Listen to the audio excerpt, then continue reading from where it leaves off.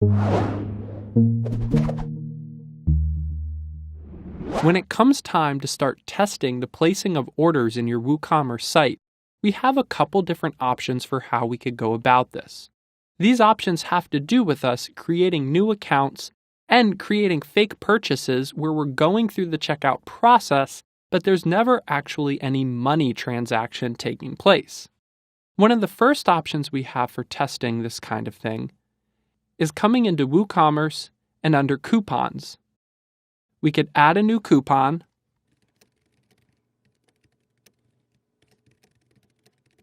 and basically we'll create a percent discount that we set to 100%. We could set an expiration date or look at some of the other restriction options we have, such as min and max to spend, and we'll take a little bit more look at coupons later on. However, what we would want to do now is whatever accounts we're using to test the purchasing, we might want to place email restrictions then so we don't go giving away a 100% coupon away to people who figure it out. So for now, we'll just enter the email address that we have as our main super admin account with WordPress, and later we'll get into adding another user, and we could put their email here later on if we want to use this coupon checkout method.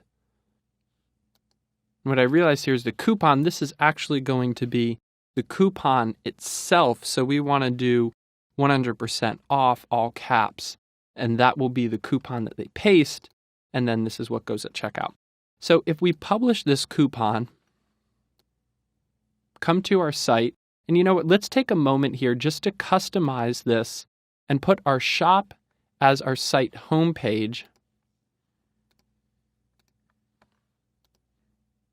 So now we don't have to navigate around so much to get to our cart, etc.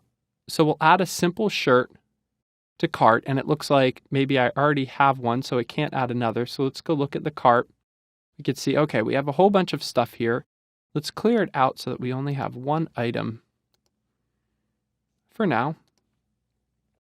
And then we'll apply our coupon of 100% off.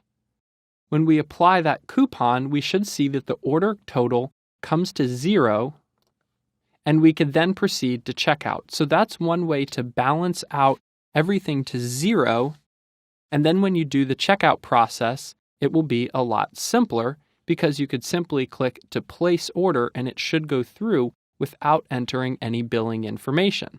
So let's just try that real quick. We'll say that we're shipping to the same one.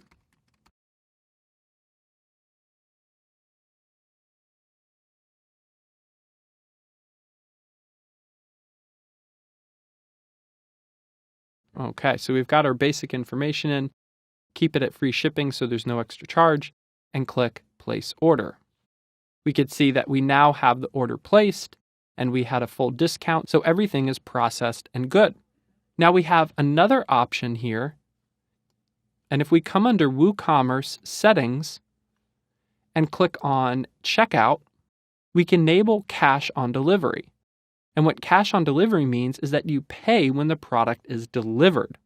Now we're only using this for testing purposes, so let's go ahead and make sure that we have COD for virtual items and cash on delivery enabled. Come to our site, add an item again to our cart, and this time, instead of using the coupon code to check out and test our checkout process, we'll come to the payment page and select cash on delivery. This will place the order so that we can test what this process looks like. However, it won't show the payment as processed fully on the back end of the site, which we'll look at later. Now we also have the option to set up a sandbox with some of our other payment gateways. For example, if we come into the settings for PayPal, we could see that we have the option to enable PayPal Sandbox, and they show you that you could open up an account at developer.paypal.com. Now, it's a little bit outside the scope to get into setting up this kind of environment. However, what it gives you is a test account to use as the store owner email address, as well as test accounts to use for people checking out on the site. So this is one option that you have. Another is if you get into working with some payment gateways like Stripe, for which there is a very good but fairly expensive plugin depending on your budget, you will find that it's quite easy once you set up the Stripe plugin to begin taking test payments. And on the Stripe website under docs/testing, they even give you a bunch of fake credit card numbers that you could use during the checkout process to test orders going through. Each payment gateway you add to your site should probably have some sort of sandbox or testing environment that lets you practice placing orders while not having to have any actual money exchanged. Now that we've looked at a few of these options, let's go ahead in the next one and place an order and look at all of the steps that are involved with that process. Before we jump into placing our actual orders, though, I want to mention one thing to people developing sites locally instead of on a live server. Often, WordPress will not send out the emails, or WooCommerce send out the emails it usually does, if you don't have an SMTP plugin installed. We're going to go into Add New Plugins and search for SMTP Mail. What this does is let us send out mail through our own personal email accounts and their servers rather than using the built-in email function on the server, which when you're using MAMP often does not work. So we'll install Easy SMTP Mail, activate it, and then under Settings, we can go ahead and configure the details, such as what is our from email, what is our from name, and then if it should send all the information via SMTP. Now, because I'm using a Gmail account or a Google Apps account, I'm using the SMTP information for Gmail or for Google.